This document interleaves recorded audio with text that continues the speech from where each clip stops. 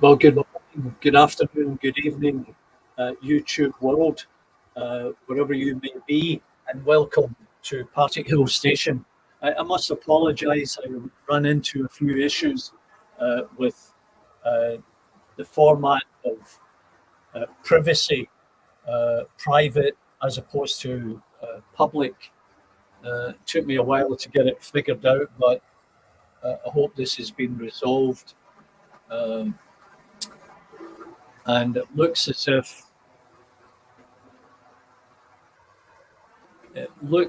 we're good. Yeah, everything seems to be okay. There's nobody online right now, but um, you probably got other things to do in the nice weather. I'm just going to change this one.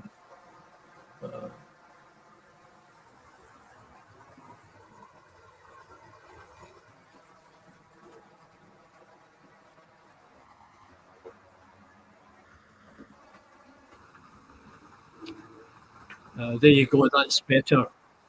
So I see there's someone watching now.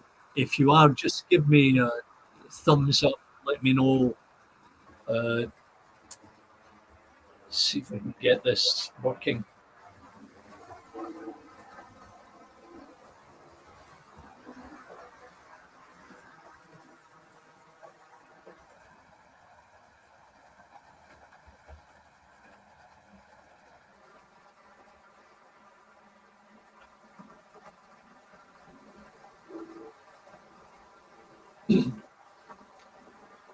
Yeah, as I said, I ran into a few issues this morning. First of all, it was trying to get the audio working correctly.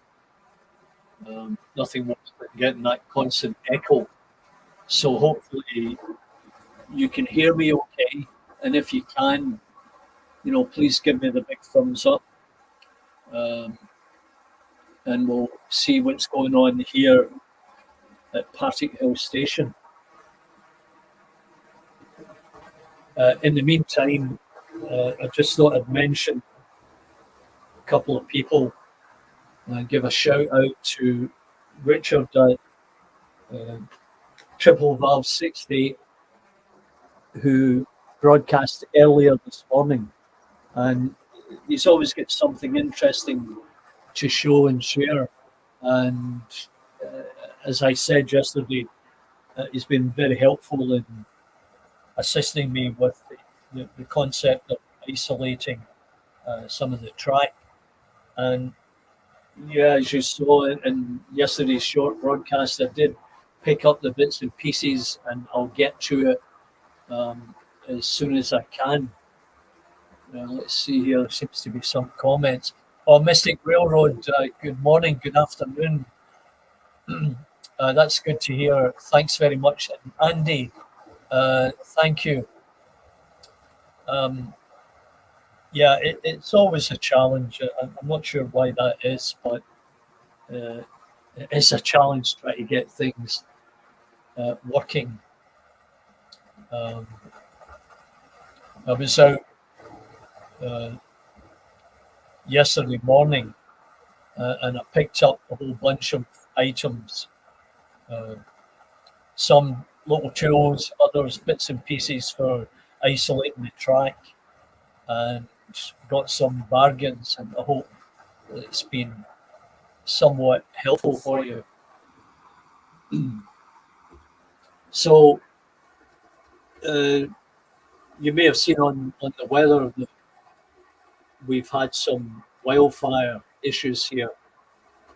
They're primarily located in Alberta, Northern Ontario, and Quebec, and they're swirling around that part of the country into the northeast of the United States and creating lots of problems for everybody that has health issues, and they're warning people to stay indoors.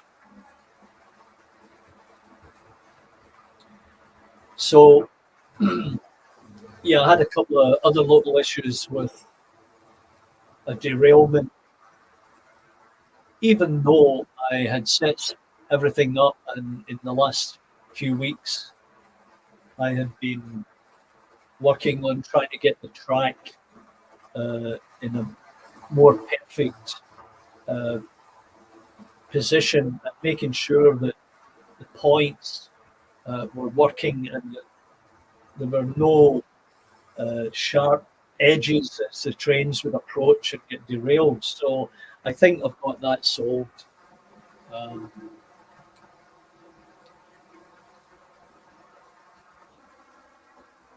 oh, Rhode Island, yeah, exactly. Um, I saw that New York City was blanketed in it the other week, um, but it's come back around and will continue to do so until they get it under control.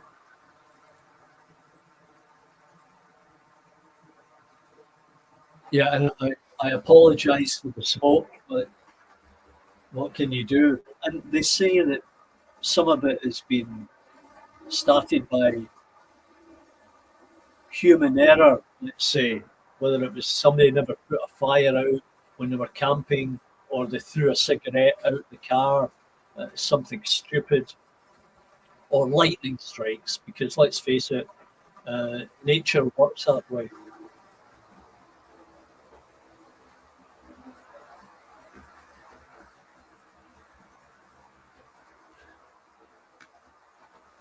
Anyway, I'm going to give you a look at a couple of things here.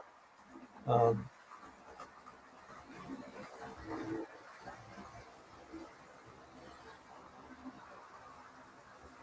so there's the tanker um, that I weathered.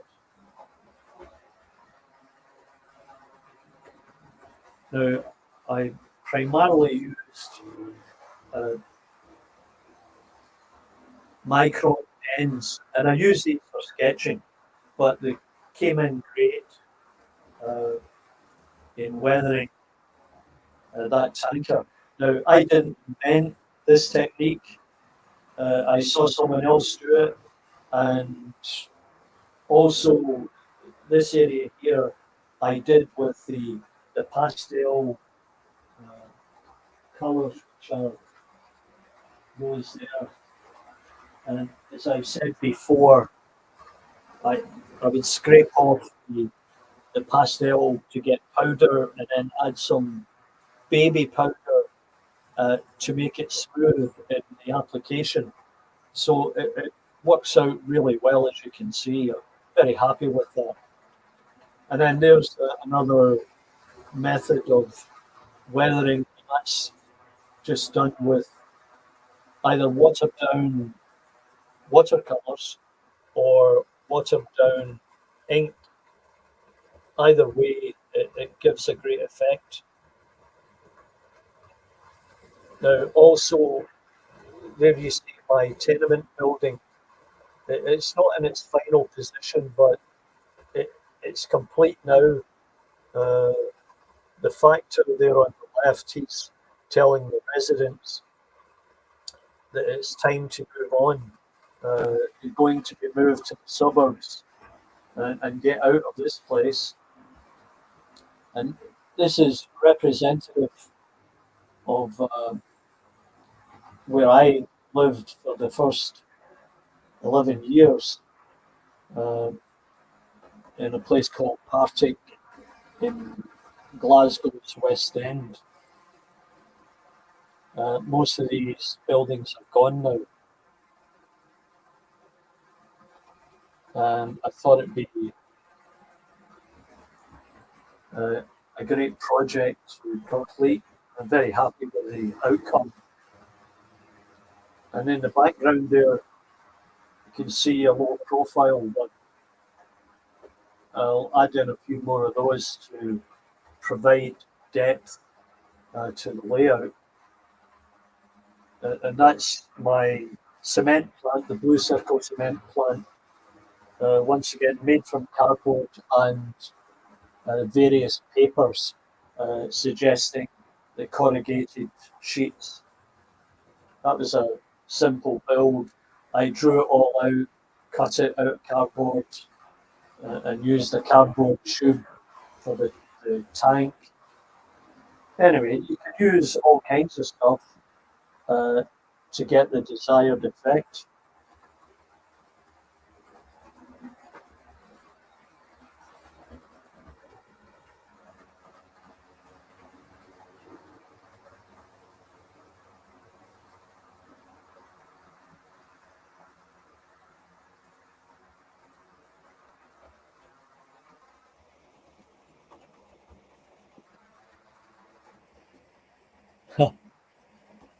Yeah, that's entirely possible.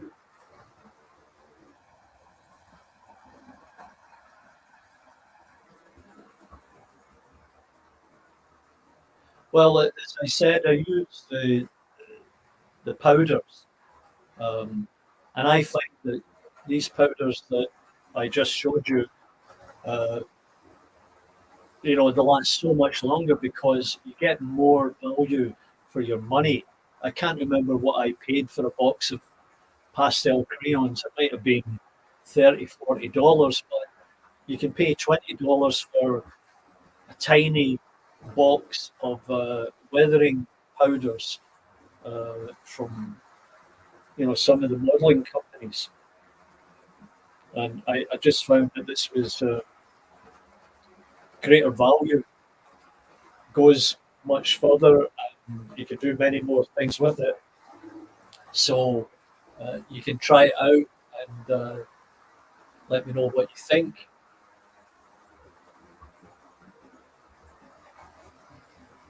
Yeah, the cement plant. I'm not sure what I'm going to do with that now, as it doesn't fit into the layout anymore at this point in time, unless I make some major changes. Um, but it will hang around for a while. And it was an easy make.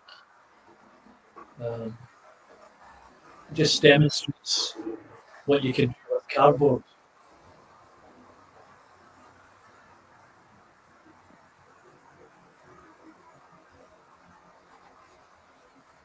Oh, that's good.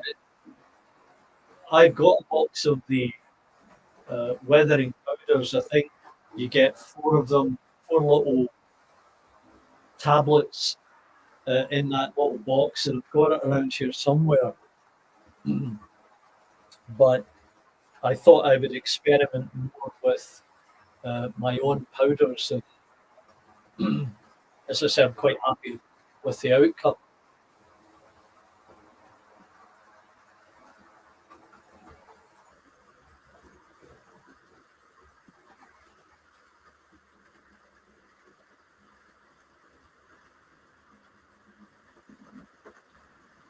So there's a couple of people I should try and acknowledge here.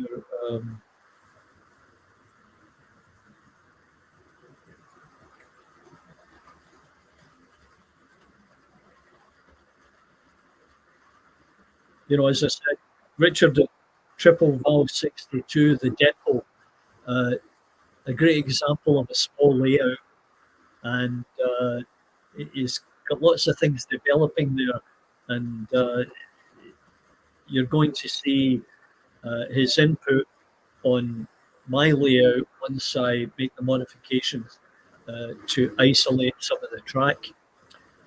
And please check him out because, as I said, it's a nice layout, very interesting, and lots of stuff going on.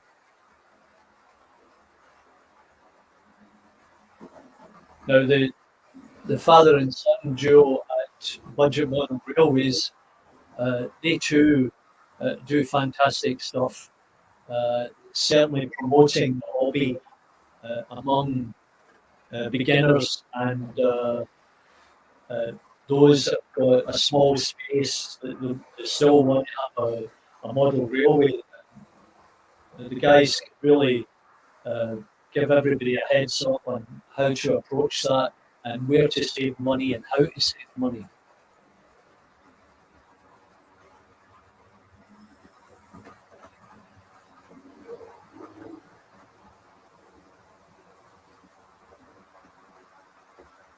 I'm not sure which one you're talking about, but triple valve 62 depot. You'll get, yeah, triple valve 62 depot. Uh, you can check him out. And the other one I mentioned, uh, just hang on a second, budget model railways. Uh, that's the father and son uh, who build small layouts and small spaces uh, using second-hand equipment and cardboard and everyday materials they come by. So they've done a great job in promoting hobby. Yeah, please check them out.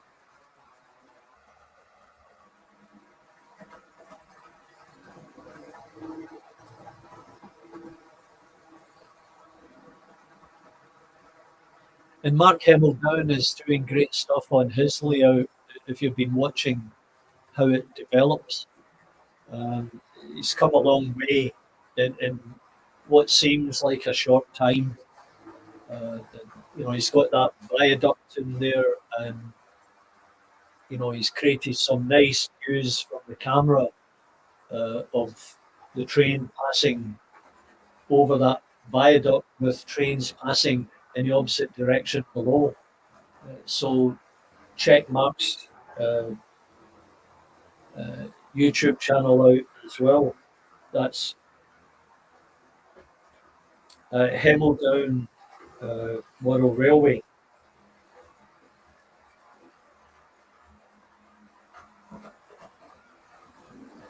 When Double O Bill, who can forget Double O Bill? Uh, I know he's working furiously on his new layout, and I just saw on YouTube here, he posted 3 days ago. He's got some of the crane wagons that he bought at an exhibition, and I've got a whole rake of them. Um, so it'll be interesting to see what he got. He's got some Gresley wagons in the background there too. I imagine he picked some of them up as well. So I'll check them out later.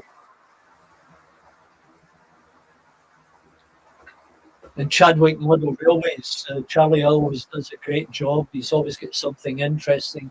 He's very technical and he works at a high level on the layout and he does quality stuff. So, and he's always open to questions and very helpful. So I would check the other Charlie out as well.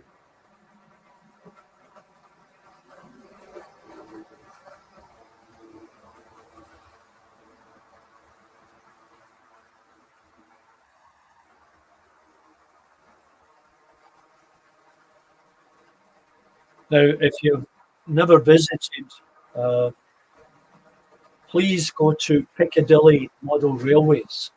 Now, John has done the most fantastic layout. He's got the Manchester station there. It's just unbelievable in Engage. It's just incredible work. Oh, good morning, Tom Houston. Uh, Good of you to drop by, Tom.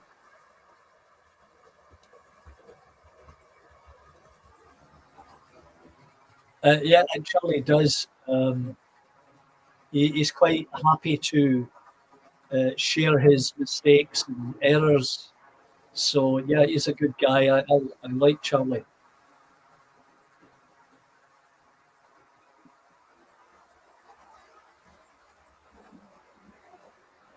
Now, where was I?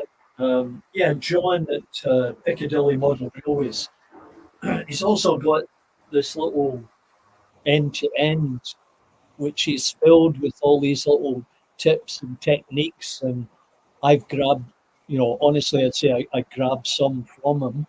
Uh, because he's very knowledgeable and great techniques, and he's always got something new to share. And he did those APTs. He did the interiors. What a great job he did on that, and the lighting. There's some things I won't do because kind of above my pay rate for technical ability, let's say. So I try and stick to the simple, everyday, effective techniques.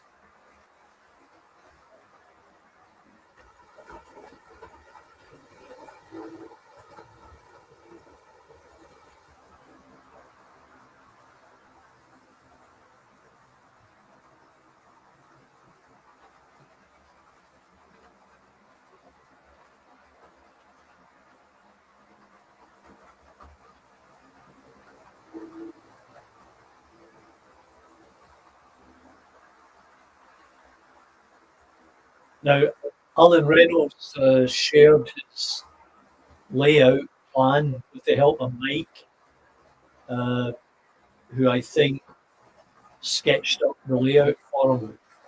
And Alan admits himself he didn't realise it was so complicated, but a terrific layout, um, large, and with complicated crossovers and just incredible work. It's been a labour of love for Alan, that's for sure.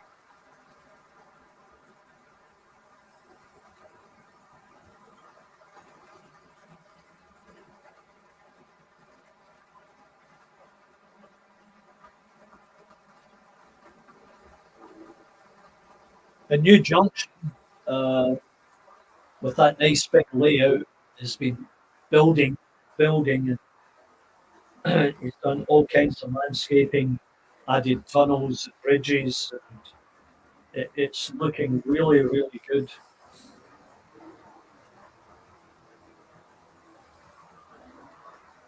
And that's my Class 37 EWS going around there. As I said, I eventually got it working, and that was another eBay purchase. Um, and it was listed as a non-runner, and I got a fairly good deal from the guy. Um, and in the end, I was very happy with it. Although it cost me a couple of dollars to get it going, but hey, that's okay. It's better than um paying large sums for sending stuff from the UK. And that's the unfortunate part about it. I'm not really sure if it's YouTube. I think it's YouTube that has instigated the high cost of postage because I think they got ripped off in the early days by unscrupulous types um,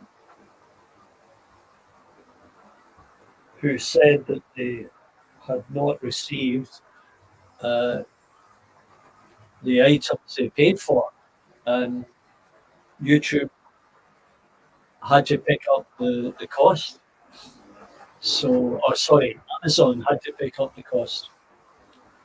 Um, and so, I think what they do is they insist that you charge the customer, the seller, um, for insurance and a set fee for various things. It kind of takes the goodness out of a good deal. And, I'm sitting here and I've got boxes full of locos and wagons, and thinking at some point I really should get rid of some of it, move it on. Um, but I'm faced with the challenge of how do I do that? I went to, and I mentioned yesterday, I went to the local sort of biannual uh, model railway show put on by the plate layers, and I took along a bunch of stuff to try and sell, and I priced them as being cheaper than what they would sell for on eBay, um, thinking, I'd probably be able to sell some, most, or all of it. Unfortunately, I only sold the one item, and that was my Caledonian Railway uh, single. And as I told you the story, um, after the fact, I saw Double O Bill do his uh, modifications to that very same local, and he wrote the magnets and did a couple other items and had it running smoothly. Uh, I was pushed into selling uh, uh, mine because I thought it was a waste. I couldn't run it on my layout because it'd be hopping around whenever it came across a point, and I thought it's a shame, it's a waste. But somebody with a long layout might appreciate that. So I sold it, and I regret it now after having seen Double Bill's modifications.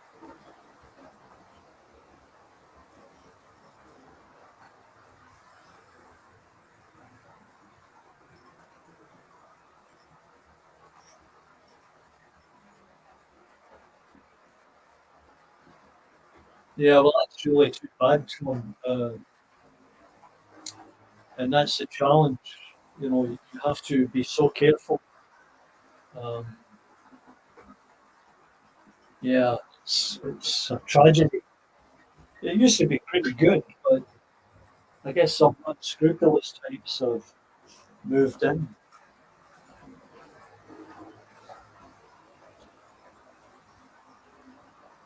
So here it's some of my collection,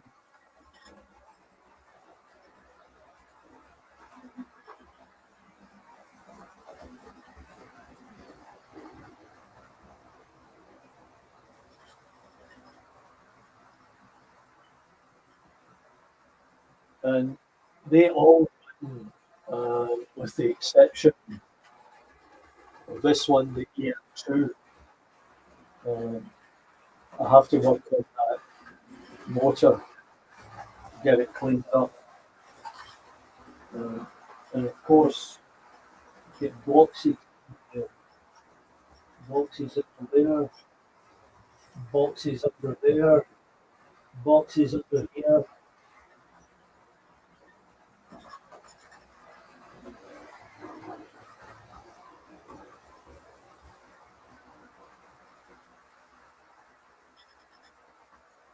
and a number of motors waiting, uh, amongst other things, uh, cog replacement. And this one here needs the caps for there, and, uh, and new brushes.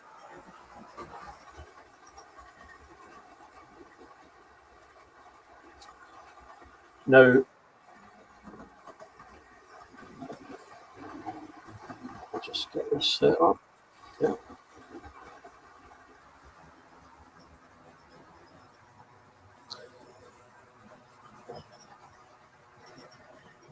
So I had ordered a number of things from Hornby Triang Parts or Triang Hornby Parts, and I've purchased from them before, and Tony is uh, great customer service, and I made a list and sent it off a few weeks back,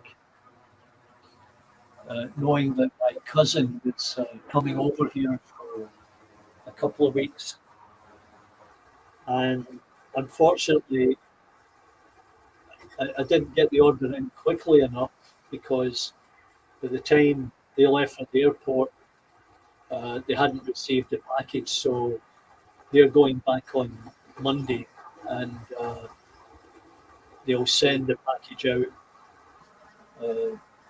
next week, and that will enable me to do a number of things um, in terms of servicing and getting uh, locos running.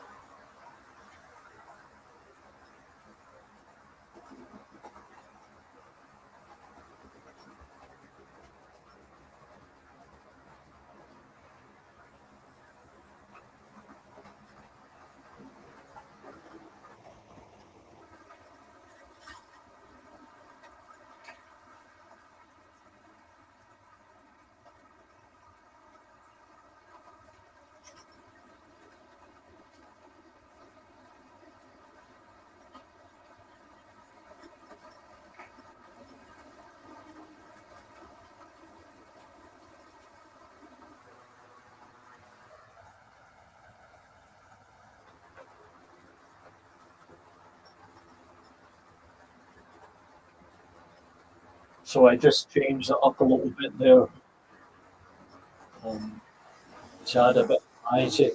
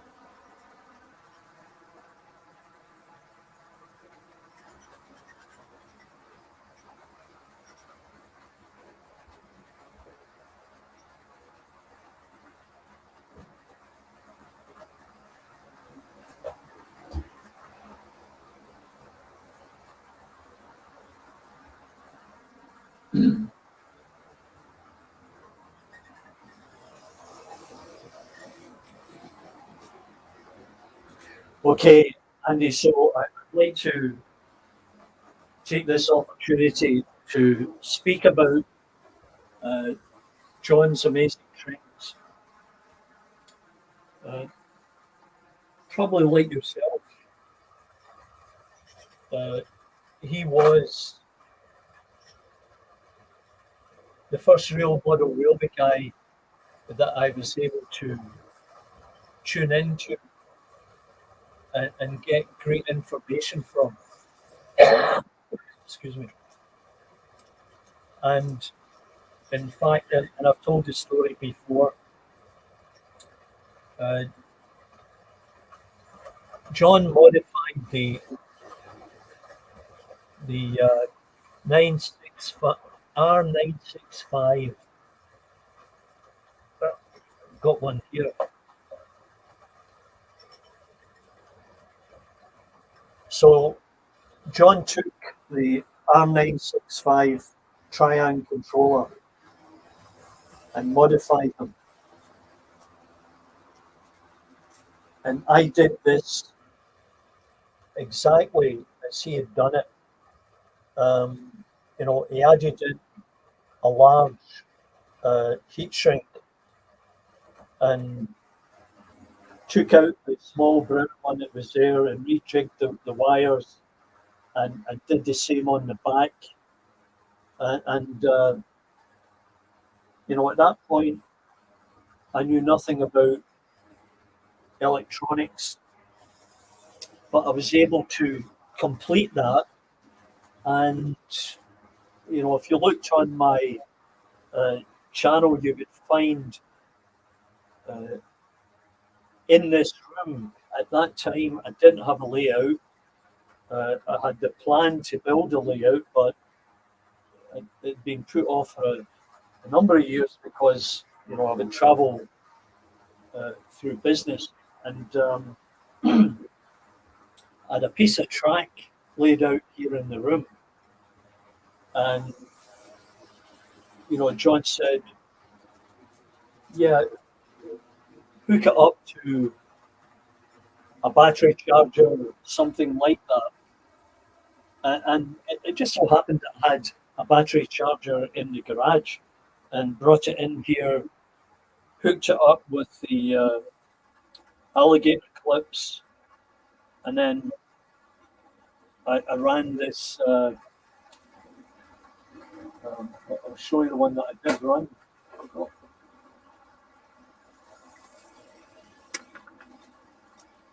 I ran this one on it, and I had it crawling, just as John had described. I mean, he had every kind of triangle, as you recall, on that layout, and he had them all crawling around that layout. And it was all because he modified those triangle controllers, the R965, and I'd bought a bunch of them, modified them, and I still have them here in the box. I just have one question. Maybe Tom can answer it. I have to figure out how I can do this safely. And John pointed this out. He said, Charlie, you could have electrocuted yourself because I never insulated the alligator clips. And I guess luck was on my side again. So in order to power those R965s, I just have to know what I really have to do to plug it into the mains, and then, do I need to use an adapter, like a laptop adapter, to convert it? That's why I have got one running right now. So, yeah, John's Amazing Trains was incredible. So we move on with that. I communicated with John a number of times. I bought some wheel sets from him for the EM2, and then I lost contact with him for a host of reasons. One being I was traveling.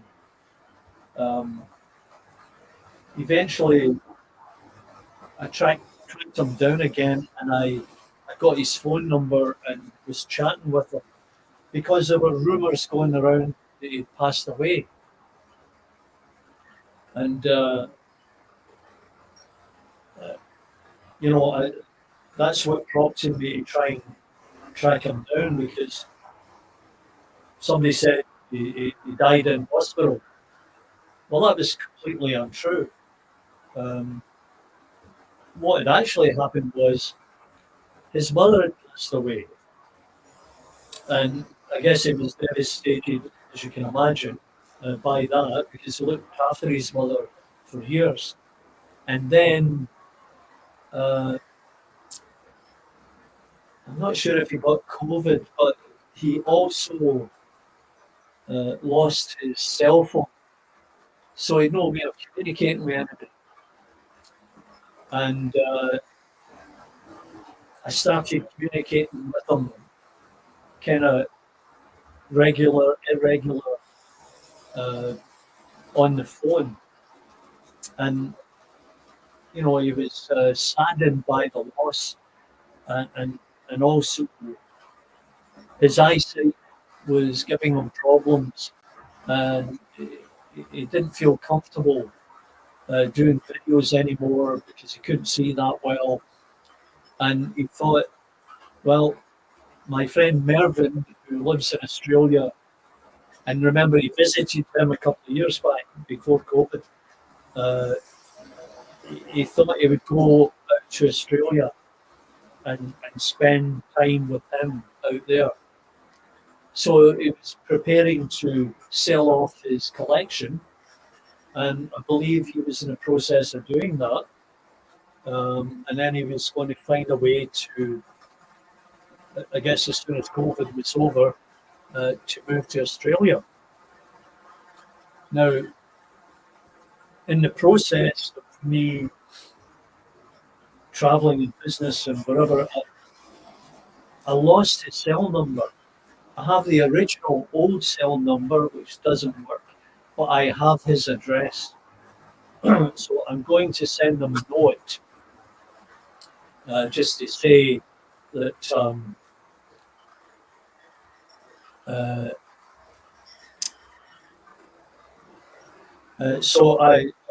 will send them a note just saying that a number of people that I know have been asking for you, and can they communicate with you, etc. And hopefully all is well with them. Yeah, Tom, that's what I was thinking. And it was really a case of uh, selecting the right one. And as you say, 19 volts is a bit much. So I guess if I go, they were designed to run 7%. Uh,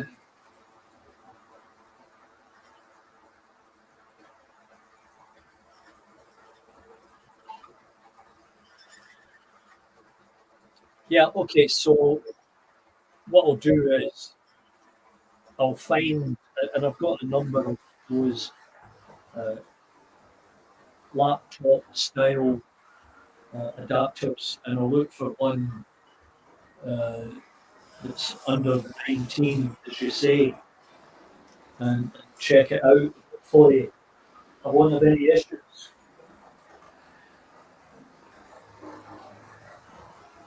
Now, I don't know if you're familiar with this book. I'll just lift this up so you can see it. The Model Maker's Handbook by Albert Jackson and David Day. Well, this book covers everything from radio controlled aircraft um, to modeling for your model railway, uh, doing figures, and everything you can imagine in terms of hobbies, uh, boats, decking, etc. How to make trees, a myriad of things. Now, I found out about this book through a guy called Adam Savage. Now, Adam Savage was one of the two guys that ran Mythbusters. And Adam had his own YouTube channel, uh, and it was called Testing. And you'd find it if you look on YouTube, testing.com. Excuse me. And he would investigate, delve into a myriad of topics, electronics, model making, cosplay, everything you can imagine.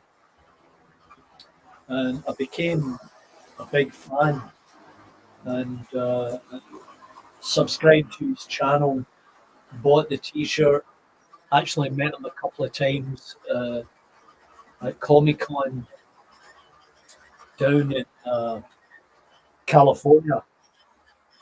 And he recommended this book. He said you might find it hard to find, but have a look for it. So I did that, and it certainly is a model maker's Bible, let's say.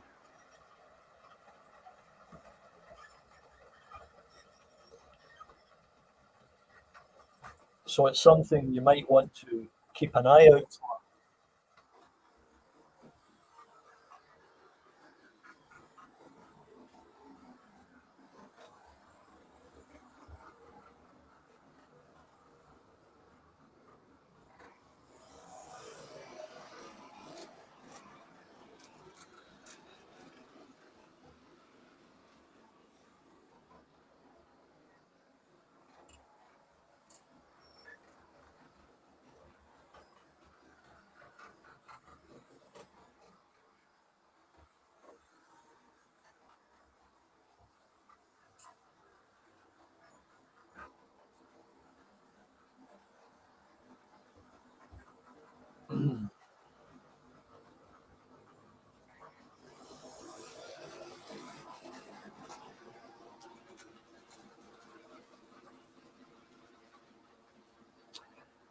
Yeah, I'll have a look for that, Tom.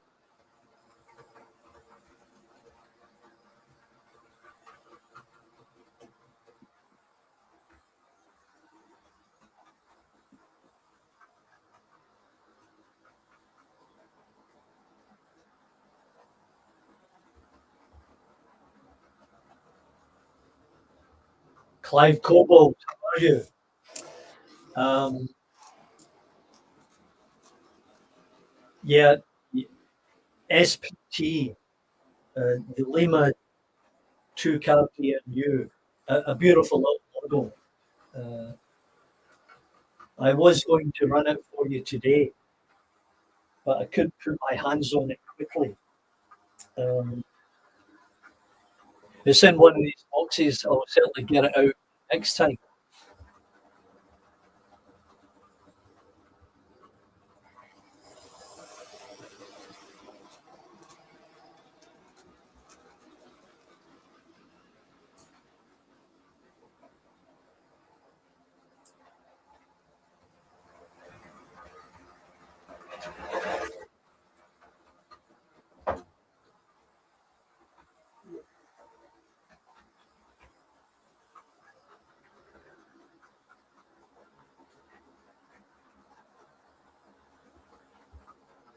I'm just making an attempt to change one of these locals up.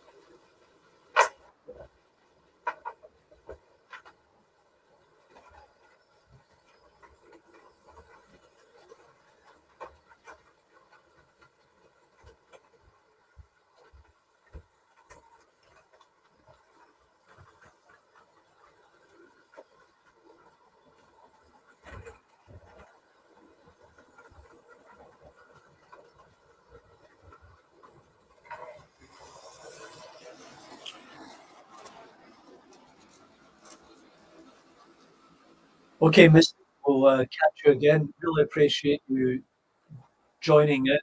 And once again, I apologize for that smoke.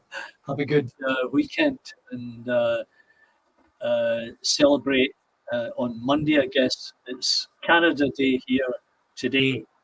There may or may not be fireworks as a result of the smoke.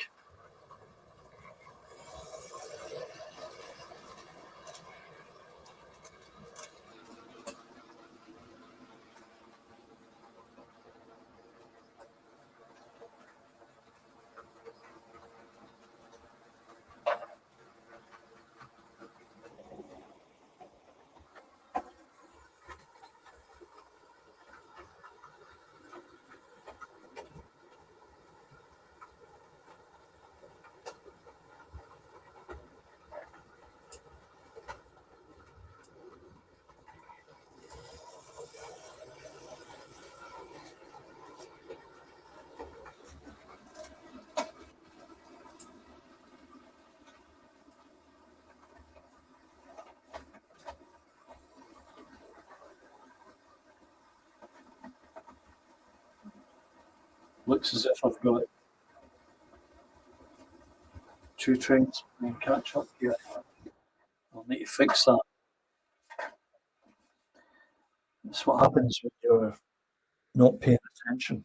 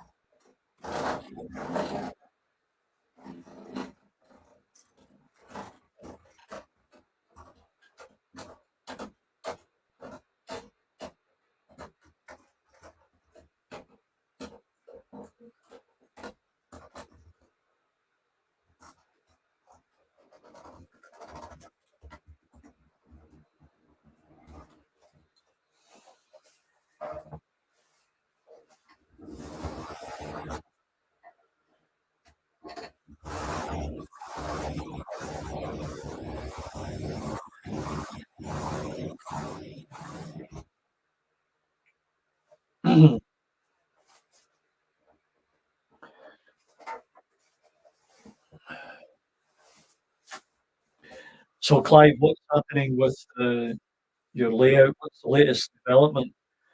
Um, as I said to you, I had family here for a couple of weeks, and I didn't have much time to do much of anything other than cut the grass because the grass was growing rapidly as we had had a fair amount of rain over a few days and had to get it cut. It was just getting too long. And, up and down to Niagara Falls, doing the usual tourist stuff.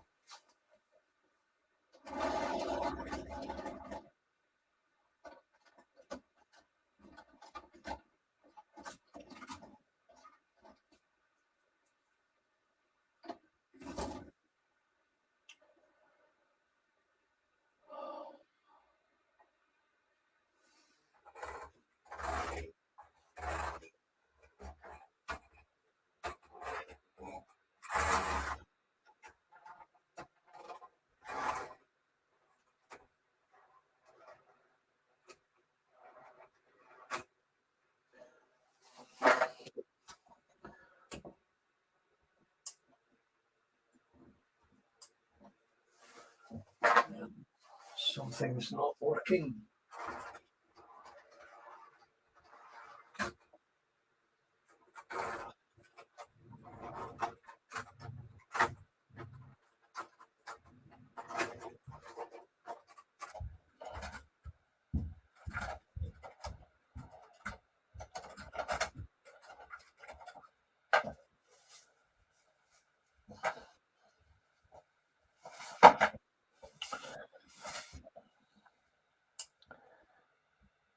I'm still here, just having a little problem trying to resolve.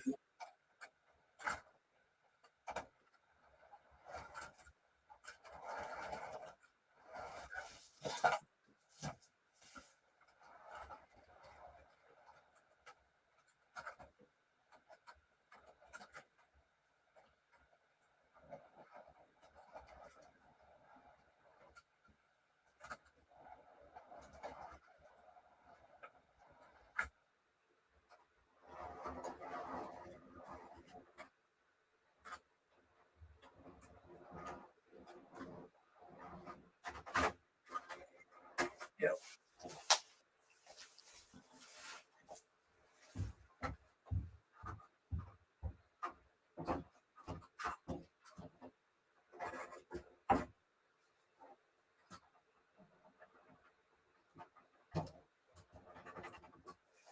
I think this radius is maybe just a little bit too tight.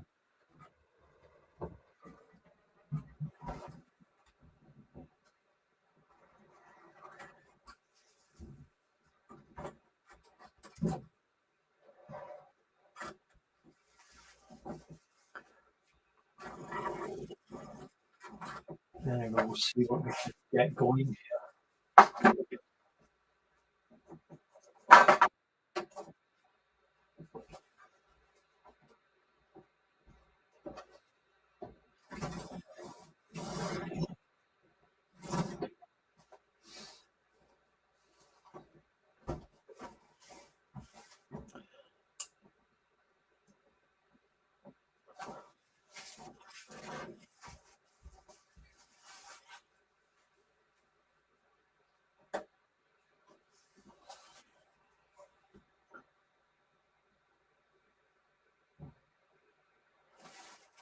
Yeah, I seem to have run into a little bit of a problem with not quite sure what the issue is.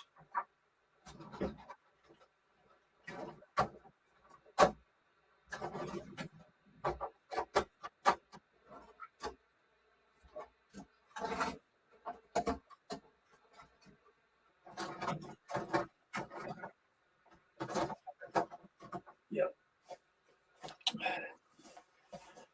Yeah, I got a few issues, so I may end up having to cut this short.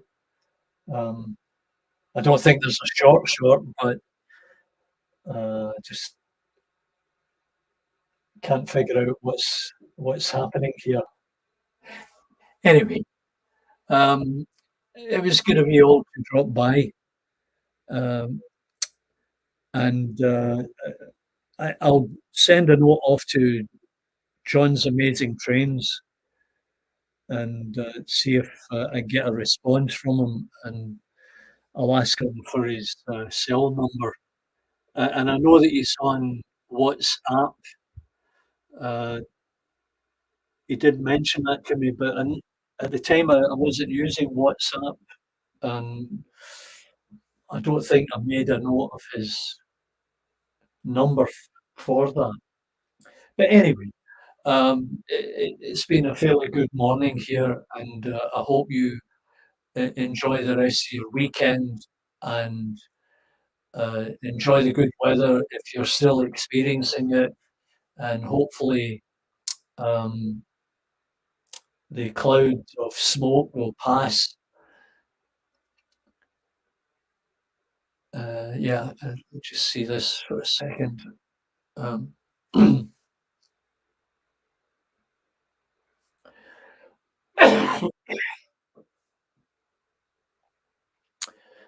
yeah, I'll have a look at that and maybe be in touch with you, Tom, because, well, as you said, I don't want you to electrocute yourself, Charlie, right? Um,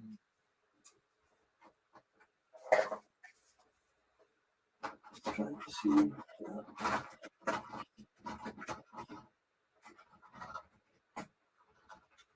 Points are always an issue.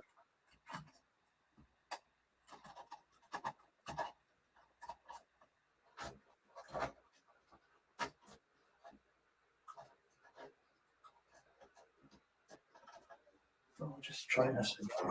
Yeah, I think I've got it going now.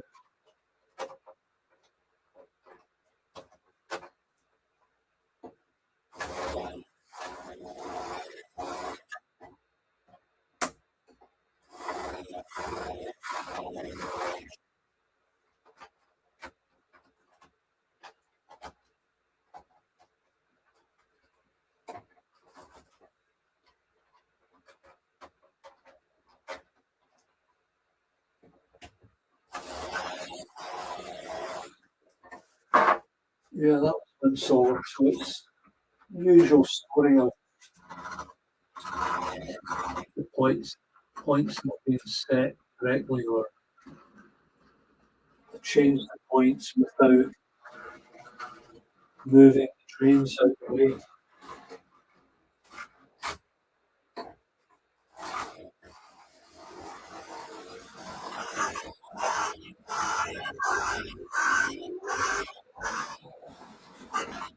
Yeah, that was another one. Just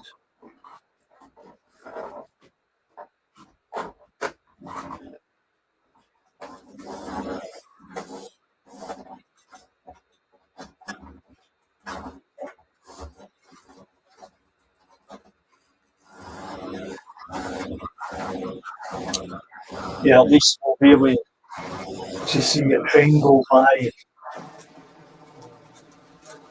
as we check out.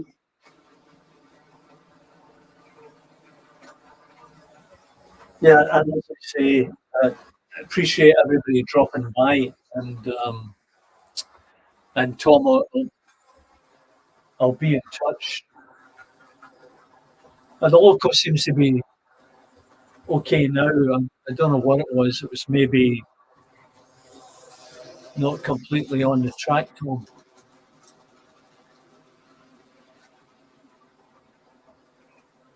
Yeah, everything's back to normal, more or less. Anyway, thanks very much for joining in today. I know you've got better things to do, and there are many more model railway channels out there that warrant some of your time. So uh, I really appreciate you taking the time uh, to join in today. And thanks very much to everybody. And we'll see you next time. Bye for now.